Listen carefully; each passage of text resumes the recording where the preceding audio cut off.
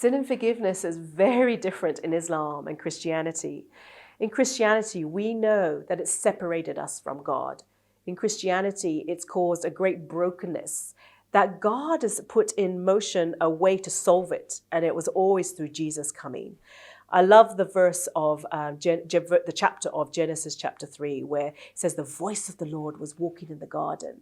And Adam and Eve had already sinned and they were hiding. Yet the Lord calls out. He still wants that engagement, that friendship with them. And then immediately by verse 15, he puts in motion, I will crush Satan's head, is basically what he's saying. You have none of that in the Quranic story. That's all missing. You've got Adam. Apparently, people needed to bow down to Adam.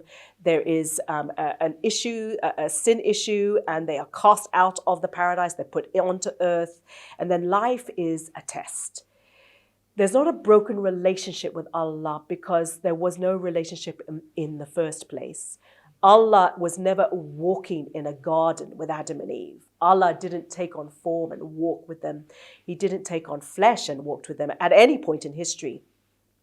So there's no broken relationship. The idea that heaven will come down and God will dwell with us, that's not in the Quran either. So we know that sin has completely broken our relationship with God. In the Quran, there's none of that idea. Life is a test. You can do little sins, big sins. Some sins are mistakes.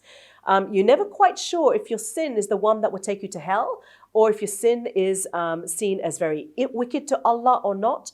The Islamic law is perhaps a little clearer on what are grave sins, and certainly the Quran has some grave sins. For example, equating something with the God, with Allah.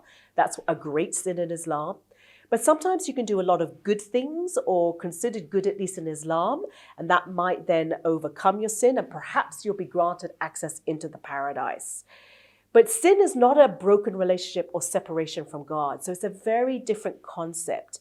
When you say the word sin in Islam, it also tends to be related to sexual sin. That seems to be a category that sin is put into.